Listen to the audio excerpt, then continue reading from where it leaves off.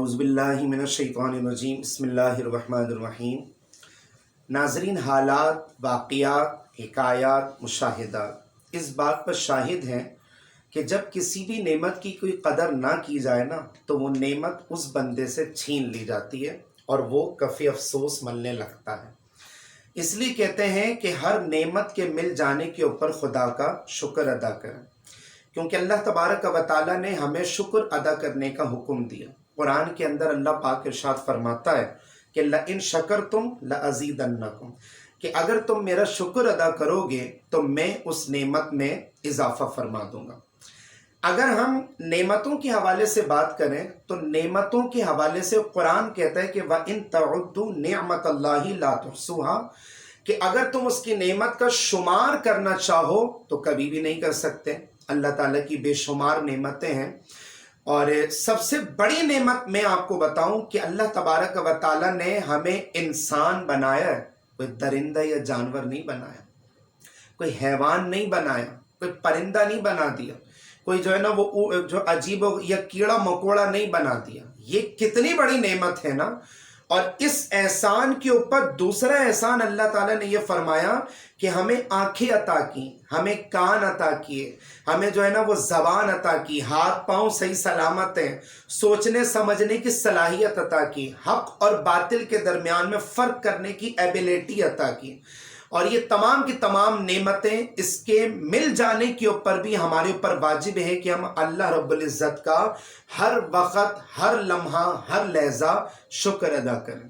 لیکن ناظرین، میں ایک نقطے اور پوائنٹ کی طرف آپ کی توجہ مبذول کرانا چاہوں گا کہ یہ جتنی نعمتیں ہیں، جیسے انسان کا بن جانا اور جو ہے نا وہ ہاتھ پاؤں ملنا، صحیح سلامت رہنا، آنکھوں کا ملنا، پاؤں کا ملنا، کانوں کا ملنا، بولنا، سوچنے سمجھنے کی صلاحیت، عقل و خرد، یہ وہ تمام چیزیں جب میں اس چیز میں کمپیئر کرتا ہوں نا تو پتہ یہ چلا کہ یہ یار نعمتیں تو ہندوؤں کو بھی ملی ہیں، یہ نعمتیں تو عیسائیوں کو بھی ملی ہیں، یہ نعمتیں تو یہودیوں کو بھی ملی ہیں، یہ نعمتیں تو کافروں کو بھی ملی ہیں۔ تو ہم میں اور پھر غیر مسلمز میں کیا فرق ہوتا ہے؟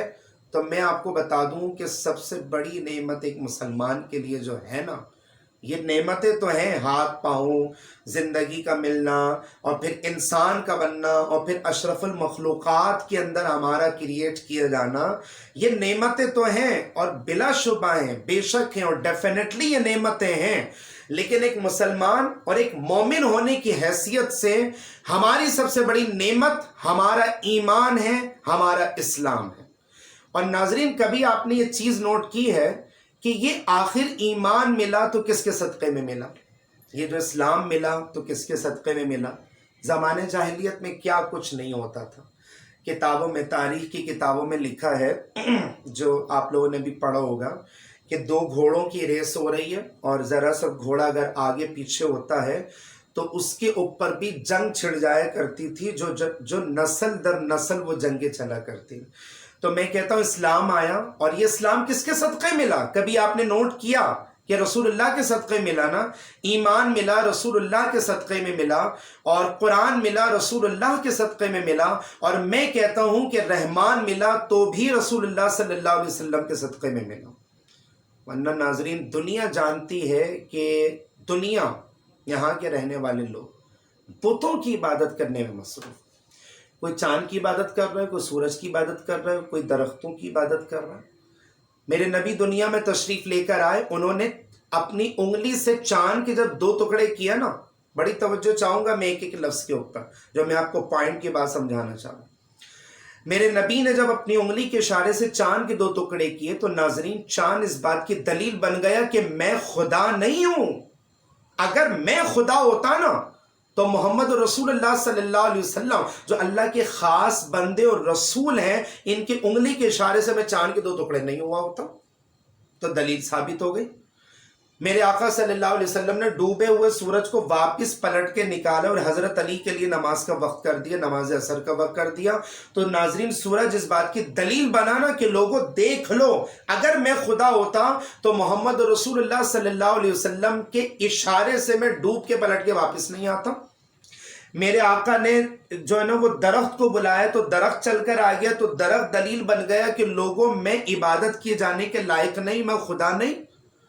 میرے آقا صلی اللہ علیہ وسلم نے پتھروں تک سے اپنا کلمہ پڑھوا لیا، تو جن پتھروں کو تراش کے تم مورتیاں بناتے ہو اور اپنا خدا اس کو تصور کرتے ہو، تو میرے آقا نے ثابت کر دیا کہ یہ خدا بننے کے لائق نہیں ہے، یہ تو خود میرا کلمہ پڑھ رہے ہیں۔ ابو جہل جو اپنی مٹھی میں چھپا کے لے کر آتا وہ واقعہ میں بیان کر رہا ہوں۔ تو تمام کی تمام چیزیں اس بات کی دلیل ہیں، اور یہ ملی کس کے صدقے ہیں؟ رسول اللہ صلی اللہ علیہ وسلم کے صدقے میں ملی ہیں۔ اگر میں سوچتا ہوں کہ تمام نعمتیں تو ملی ہیں، ڈیفینیٹلی ملی ہیں، دنیا جہان کی نعمتیں ملی ہیں، ماں باپ بھی نعمت، اولاد بھی نعمت، دوست یار بھی نعمت، تمام چیزیں نعمت، یہاں تک کہ ناظرین جو ہم سیلیبریشن کرتے ہیں نا، خوشیوں کو جو ہم مناتے ہیں، وہ خوشی بھی تو ناظرین ہمارے نبی کے صدقے میں ملی ہیں۔ کبھی آپ نے نوٹ کیا ہے کہ کیا اسلام سے پہلے عید الفطر اور عید الاضحیٰ سیلیبریٹ کرنے کا کانسیپٹ تھا یا نہیں تھا؟ تو جواب آئے گا نہیں تھا۔ مطلب میٹھی عید اور بقر عید کا ایسا کانسیپٹ نہیں تھا کہ جس طرح اب ہم سیلیبریٹ کرتے ہیں، مناتے ہیں، اور گھر میں خوشیوں کا اظہار کرتے ہیں، دوسرے سے ملاقات کرتے ہیں، معافی تلافی کرتے ہیں، حال احوال پوچھتے ہیں، گلے لگاتے ہیں، ایک دوسرے سے اپنے پیار محبت اور اپنائیت کا اظہار کرتے ہیں، یہی تو عید ہے۔ کبھی آپ نے سوچا کہ یہ ملی تو کس کے صدقے میں ملی؟ دو میں آپ کو دلیل دوں گا تاکہ بات کلیئر سمجھ میں آ جائے۔ پہلا پوائنٹ تو یہ ہے کہ الحمدللہ اس دنیا کے ہر مسلمان کو اپنے نبی کے پیدا ہونے کی خوشی ضرور ہے کہ ہمارے نبی تشریف لے کر آئے، ہم خوش ہیں اس حوالے سے۔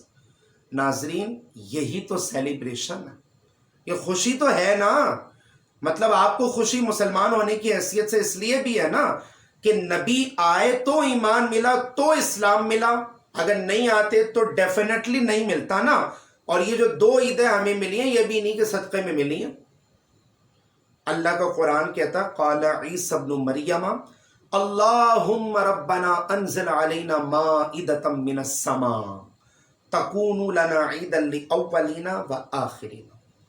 حضرت عیسیٰ علیہ السلام اللہ تعالیٰ کے حضور عرض کرتے ہیں کہ یا اللہ تو ہم پر آسمان سے دسترخوان نازل فرما، اور آپ کو پتہ ہے بنی اسرائیل کے لوگوں کے لیے آسمان سے کھانے نازل ہوئے، تو یا اللہ جس دن تو دسترخوان نازل فرمائے گا نا تو تکون لنا عیدا لاولنا وآخرین، تو وہ ہمارے اگلوں اور پچھلوں کے لیے عید کا دن بن جائے گا۔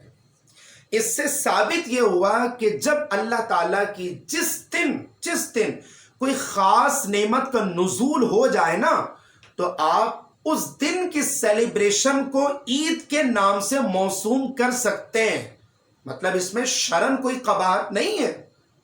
دوسری دلیل حضرت عبداللہ ابن عباس رضی اللہ تعالیٰ عنہ، ایک یہودی کھڑا ہوتا ہے اور کہتا ہے کہ حضرت آپ کو پتہ ہے کہ آپ کے قرآن میں ایک ایسی آیت ہے جو اگر ہم یہودیوں کے گروہ کے اوپر نازل ہوئی ہوتی تو ہم تو اس کو عید کے طور پر مناتے، اور وہ آیت کون سی ہے؟ الیوم اکملت لکم دینکم واتممت علیکم نعمتی ورضیت لکم الاسلام دینا، کہ آج ہم نے تمہارے لیے تمہارا دین مکمل کر لیا اور دین اسلام کا انتخاب کر لیا۔ اس آیت کا مفہوم تو آج دین مکمل ہو گیا نا، تو حضرت عبداللہ ابن عباس نے یہ تو نہیں کہا کہ یار تیسری عید کا تصور کہاں سے آ گیا، جو عموماً یہ وسوسہ پیدا ہوتا ہے، شیطان یہ وسوسہ پیدا کر یہ تیسری عید کا تصور۔ انہوں نے برملا اس بات کا اظہار کیا کہ تم اگر یہ بول رہے ہو کہ عید کے طور پر ہم مناتے جو تکمیل قرآن کی جو آیت ہے، ٹھیک ہے، ہم عید کے طور پر مناتے، تم ایک عید مناتے، ہمارے لیے تو آلریڈی وہ تکمیل ایمان والی جو آیت ہے جس دن وہ نازل ہوئی تھی وہ دن تو ہمارے لیے دو عیدوں کے برابر ہے، کیونکہ وہ جمعے کے دن مینا کے اندر یوم نحر میں نازل ہوئی۔ اس اعتبار سے ہم 2 سے 3 عیدیں سیلیبریٹ کرتے ہیں، تو یہ تیسری عید کا تصور پیدا کرتا۔ کوئی بولے یار وہ تو کوئی عارضی مسئلہ تھا، ٹھیک ہے سیلیبریشن ہو گئی، چلو ہم نے عید کا دن بھی کہہ دیا۔ تیسری دلیل میں جو آپ کو دینے والا ہوں ناظرین، انشاءاللہ تمام شیطانی وسوسوں کی جڑ سے کاٹ ہو جائے۔ حدیث شریف میں اور بہت ساری روایتوں میں جمعۃ المبارک کے دن کو سید الایام کہا گیا، اور جب وجہ پوچھی گئی تو بتایا گیا کہ اس دن حضرت آدم علیہ السلام کا میلاد ہوا تھا۔ میلاد عربی زبان میں پیدائش کو بولتے ہیں، اردو زبان میں پیدائش، عربی میں میلاد، اور انگلش میں جو ہے نا برتھ ڈے کا نام دے دیا جاتا ہے، یعنی پیدائش کا جو دن ہے۔ اب ناظرین، کبھی آپ ٹھنڈے دماغ سے غور و فکر کریں، مطلب ایک اوپینین آپ کا بھی تو ہونا چاہیے نا، یہ تھوڑی کہ سنی سنائی باتوں کے اوپر عمل کرنے لگ جائیں اور شیطانی وسوسوں میں انوالو ہو جائیں۔ تھوڑا سا آپ بھی تو ٹھنڈے دماغ سے غور و فکر کریں کہ جمعے کے دن کو عید کا دن کہا گیا، اور وجہ کیا ہے؟ کیونکہ اس دن حضرت آدم علیہ السلام کا میلاد ہوا، اٹ مینس پیدائش ہوئی، اٹ مینس وہ فرائیڈے کا جو دن ہے وہ حضرت آدم علیہ السلام کے برتھ ڈے کا دن ہے۔ تو جب آدم علیہ السلام کی پیدائش کا دن عید کا دن بن سکتا ہے تو جن کے صدقے آدم علیہ السلام کو پیدا کیا گیا، جو وجہ تخلیق کائنات ہے، اور یہ بھی کہ اگر حضور پیدا نہ ہوتے تو آدم علیہ السلام کو بھی پیدا نہ کیا جاتا، یہ بھی روایتوں کے الفاظ ہیں، تو جن کے صدقے ناظرین سب کچھ ملا، تمام نعمتیں ملی، قرآن ملا، رمضان ملا، رحمان ملا، اور تمام نعمتیں ملی، کیا اس نبی کا جو پیدائش کا دن ہے اگر ہم خوشیوں کے اعتبار سے اس کو عید کا دن بول رہے ہیں تو کیا ہمارا کوئی مسلمان بھائی ہمارے نبی کی خوشیوں کو سیلیبریٹ کرنے کے اعتبار سے ہمارے اوپر طنز کرے گا؟ مطلب کیا وہ نبی آپ کے نبی نہیں ہے؟ کیا وہ رسول آپ کے رسول نہیں ہے؟ کیا وہ جو آقا آپ کی آقا نہیں ہے؟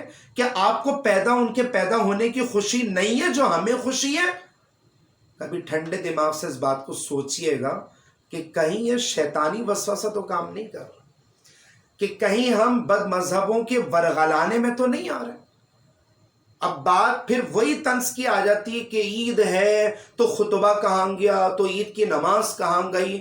صحیح ہے، تو میں نے کہہ دیا کہ بھئی یہ عید کی طرح ہے، یہ عید واجب نہیں ہے، یہ عید مستحب ہے، کریں گے تو ثواب، نہیں کریں گے تو کوئی گناہ نہیں۔ ہمارے یہاں شکر ادا کرنے کے مختلف طریقے ہیں، ایسی بات نہیں ہے۔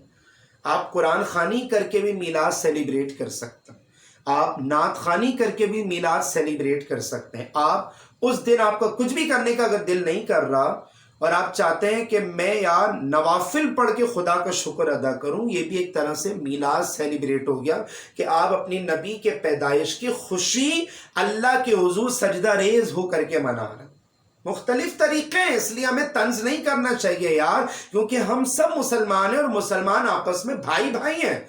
وہی نبی میرے بھی نبی ہیں، وہی نبی آپ کے بھی نبی ہیں۔ آپ اپنے دل سے، اپنے ضمیر سے، ٹھنڈے دماغ سے پوچھئے گا کہ یار اگر نبی نہ آتے تو کیا آپ کو اسلام ملتا؟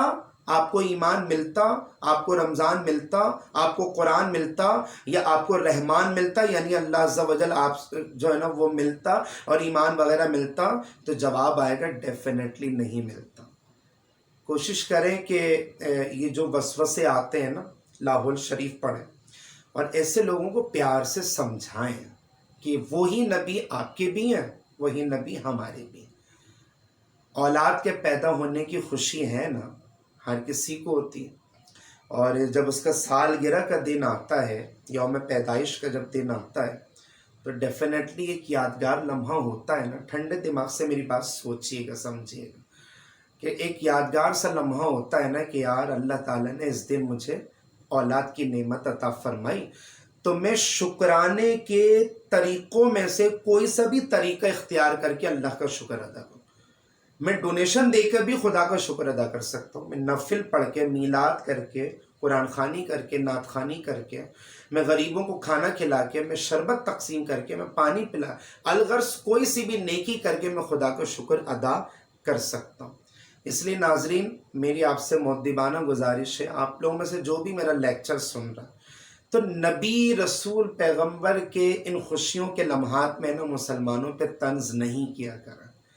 یہ مسلمان اپنے نبی کے عشق کا اظہار کرنے کے لیے سارا خوشیوں کو سیلیبریٹ کرتا، ورنہ پھر کیا ہم سوگ منائیں؟ اور سوگ تو اس کا منایا جاتا ہے نا جو مر گیا. ہمارے نبی مرے نہیں ہیں, ہمارے نبی نے پردہ فرمایا. ٹھیک ہے, تو جن کے لوگ مرتے ہیں وہ سوگ مناتے ہیں. دوسری بات تو یہ ہے کہ سوگ کا تصور اسلام میں صرف 3 دن ہے. آپ ہی تو کہتے ہیں نا کیا ہر سال سوگ منائیں گے. اچھا اب آئیں کہ بھائی حضور کی سیرت, ایک ہے میلاد, ایک ہے حضور کی سیرت, ایک ہے محفل میلاد اور ایک ہے محفل سیرت. اچھا دونوں میں آپ پروسیس دیکھیں گے نا, ٹھنڈے دماغ سے اگر آپ کنسیڈر کریں گے تو دونوں کا پروسیس آپ کو ایک ہی نظر آئے. اچھا سیرت میں کیا ہوتا ہے, حضور کی پیدائش کیسے ہوئی, حضور کے بچپن کے کیا واقعات ہیں, حضور کی جوانی کے کیا واقعات, بزرگی کے کیا واقعات, حضور نے کیسے اسلام پھیلایا. یہ جو عموماً سیرت کے جلسے ہوتے ہیں اس میں یہ چیزیں بیان. اچھا میلاد میں کیا کوئی الگ چیز بیان کی جاتی ہے؟ ڈیفینیٹلی یہی چیز بیان کی جاتی ہے. میلاد ہو یا سیرت کے جلسے ہوں, ابتدا قرآن سے ہوتی ہے تو کیا قرآن پڑھنا منع؟ اس کے بعد حمد باری تعالیٰ پیش کی جاتی ہے تو کیا یہ چیز منع ہو گئی؟ اس کے بعد جو ہے وہ نعت خوانی کی جاتی ہے تو کیا حضور کی تعریف و توصیف نظم میں ہو یا نثر میں بیان کرنا منع ہے؟ پھر حضور کے حالات و واقعات پیدائش سے لے کر پردہ فرمانے تک کے بیان کیے جاتے ہیں, بھلے وہ میلاد کے جلسے میں ہوں یا پھر سیرت کے جلسے میں. کیا یہ منع ہے اکارڈنگ ٹو شریعہ؟ آپ کا دل کا مفتی بولے گا کہ منع نہیں ہے, بالکل منع نہیں ہے. حضور کی تعریف ہے. اس لیے تو علامہ اقبال نے ایک نشانی, ایک آئیڈینٹی کو بیان کیا ہے کہ کی محمد سے وفا تو نے تو ہم تیرے, یہ جہاں چیز ہے کیا لوح و قلم تیرے. اور محمد کی محبت دین حق کی شرط اول ہے, اگر اسی میں ہو خامی تو سب کچھ نامکمل. آخری آپ سے ریکویسٹ کرنا چاہوں گا کہ ڈھول, تماشے, گانے, باجے, نعت خوانوں پہ پیسہ لٹانا, پیشہ ور خطیبوں کو بلا کے لاکھوں روپے سیٹلمنٹ کر کے ان کو دینا, معذرت کے ساتھ یہ محفل میلاد کا تقدس پامال کرنے کے مترادف. ہمارے کسی بھی مستند عالم دین نے اس کے جواز کا فتویٰ نہیں دیا کہ آپ نعت خوانوں کے اوپر پیسے لوٹائیں. یہ پہلے زمانے میں کہیں اور ہوتا تھا, یا اب پتہ نہیں کیا ہو گیا ہماری سوچ کو کہ وہاں سے سسٹم ختم ہوا تو اب نعت خوانوں کے اوپر جو ہے نا وہ پیسے لوٹائے جا رہے. کوئی بھی نعت خواں کا ڈیمانڈ دیکھیں, کرائے وغیرہ یا جو فیول چارجز ہوتے ہیں وہ تھوڑا بہت چلتا, لیکن لاکھوں روپے کی ڈیمانڈ کرنا نبی کی تعریف بیان کرنے میں, آپ مطلب کاروبار کر رہے ہیں یا حضور کی تعریف و توصیف بیان کر رہے ہیں؟ اور ایک بندہ سارا دن جلوس میں شرکت کر رہا ہے. آخر میں دیکھیں میں کمپیریزن کرتا ہوں تاکہ بات کلیئر سمجھ میں آئے آپ کو. میلاد منانے کا تصور یہ نہیں ہے, جلسے جلوس میں جانے کا تصور یہ نہیں ہے کہ سارا دن 12 بالاول کے دن ہم جلوس میں شریک ہوں اور ایک نماز بھی اگر ہم نہ پڑھ سکیں. مجھے یہ بتائیں کہ ایسے جلسے و جلوسوں میں شرکت کرنے کا آپ کو کیا ثواب ملے گا؟ اگر کل قیامت میں ہمارے نبی نے ہم سے سوال کر لیا کہ بھئی جلسوں میں تو شرکت کر لیا, جلوسوں میں چلے گئے, نعرے لگا لیے, یہ کر لیا, وہ کر لیا, اور وہ عبادت, وہ چیز اور وہ نماز کے جو میری آنکھوں کی ٹھنڈک ہے تم نے اس کو چھوڑ دیا, اور اگر ہمارے نبی ہم سے ناراض ہو گئے تو ناظرین ٹھنڈے دماغ سے سوچئے گا کہ پھر شفاعت کا تقاضا پیش کرنے کے لیے کس کے دربار میں جائیں گے, کیونکہ حضور کی خوشی میں ہی اللہ کی خوشی ہے. یہ اصول آپ یاد رکھیں. اگر معاذ اللہ استغفر اللہ حضور ہم سے اللہ نہ کرے اگر ناراض ہو گئے تو پھر ناظرین دنیا تو برباد ہوگی, آخرت بھی کہیں ہم سے برباد نہ ہو جائے. جلسے جلوسوں میں کھانے بھی پھینکے جاتے, منع کریں لوگوں کو. یہ کس طرح کا کلچر ہمارے یہاں اس کا امپلیمنٹیشن ہوگا؟ آپ بانٹ تو سکتے ہیں, کھلا سکتے ہیں. چاول کے دانے اگر روڈوں پہ گرے ہیں تو کوئی بھی عالم اس کو جائز نہیں بولے گا. کوئی بھی عالم یہ نہیں بولے گا کہ کھانا اچھال کرتے ہیں, روٹیاں اچھال اچھال کر پھینکیں. روڈوں کے آخر میں نے خود یہ چیزیں دیکھی ہیں کہ چاول کے دانے روڈوں پر پھیلے ہوئے ہیں, روڈ ان کے, اور لوگ ہیں نا اس کے اوپر چل چل کے جا رہے ہیں, گاڑیاں اس کے اوپر چل رہی ہیں. اگر کھانے کا تقدس پامال کرنے کی وجہ سے اگر اللہ ناراض ہو گیا تو پھر کیا کر لیں. اس لیے میلاد بھی منانا, फ़राइज़ व वाजिबात की पाबंदी करनी है। और जिस नबी का हम मिलाद सेलिब्रेट कर रहे हैं ना, वही नबी तो नमाजें लेकर आए हैं ना, और उसी नबी की सीरत पर अमल करने का हुक्म अल्लाह रब्बुल इज़्ज़त फरमा रहे हैं कि तुम्हारे लिए हमारे रसूलुल्लाह सल्लल्लाहु अलैहि वसल्लम की पैरवी करना सबसे बेहतर है। अब हम मीलाद ही मनाते रहें और सीरत पर अमल ना करें, हुजूर की तर्ज ज़िंदगी के मुताबिक अमल ना करें, तो मुझे बताएं कि फिर मीलाद मनाना हमारे किस काम का हो। तो जब दोनों चीज़ें हम करेंगे ना, यानी फ़राइज़ पर भी अमल करें, मुस्तहब्बात पर भी अमल करें, नमाजें भी पढ़ें और मीलाद को भी सेलिब्रेट करें, इंशाअल्लाह किसी भी तरह का ऑब्जेक्शन क्रिएट नहीं हो पाएगा, कोई हम पर एतराज़ भी नहीं करेगा, अल्लाह भी राज़ी होगा, उसके रसूल भी राज़ी होगा। और डिसिप्लिन जो है ना, वो जलसे जुलूसों में जब आप बरकरार रखेंगे तो हुकूकुल्लाह के साथ हुकूकुल इबाद के मामलात भी मुकम्मल होते रहेंगे। तो अगर आपको ये मेरा लेक्चर ईदों की ईद, आपको बहुत बहुत मुबारक हो ये ईद, क्योंकि हमारे रसूल आ गए ना, तो हमने इसलिए आपको मुबारकबाद दी है। हमारे पैगंबर, हमारे नबी हज़रत मोहम्मद मुस्तफ़ा सल्लल्लाहु अलैहि वसल्लम दुनिया में तशरीफ़ लाए, तो उनकी तशरीफ़ आवरी के सबब मैं अपने तमाम फॉलोवर्स, मेरे हज़ारों की तादाद में जो स्टूडेंट्स हैं, मेरे जितने जानने वाले दुनिया जहान के लोगों को मेरी तरफ से जश्न ईद मिलादुन नबी बहुत बहुत मुबारक हो। अगर मेरी ये सेलिब्रेशन का तरीक़ा, मेरे समझाने का तरीक़ा और जो मैंने ओपिनियंस क्लियर किए हैं और जो मैंने कॉम्प्लिकेशंस को मैंने सॉल्व किया है, अगर आपको मेरा ये लेक्चर नाजरीन समझ में आ जाए, ठंडे दिमाग से सोचिएगा कि मेरी बात सही है कि नहीं है। ठंडे दिमाग से सोचेंगे तो इंशाल्लाह बात आपके समझ में आएगी। तो अगर ये बात आपको पसंद आ जाए तो मेरे इस लेक्चर को लाइक करें, कमेंट्स एरिया में आप अच्छे अच्छे कमेंट्स करें ताकि मेरी हौसला अफजाई हो। और नए आने वाले नाजरीन से मेरी मुअद्दिबाना गुजारिश है कि अगर उन्होंने मेरे यूट्यूब चैनल हसन इम्तियाज़ टीवी को सब्सक्राइब अभी तक अगर नहीं करा तो 12वीं वाले आका के सदक़े कर दें, सवाब की नीयत से कर दें, इंशाल्लाह आपको सवाब भी मिलेगा।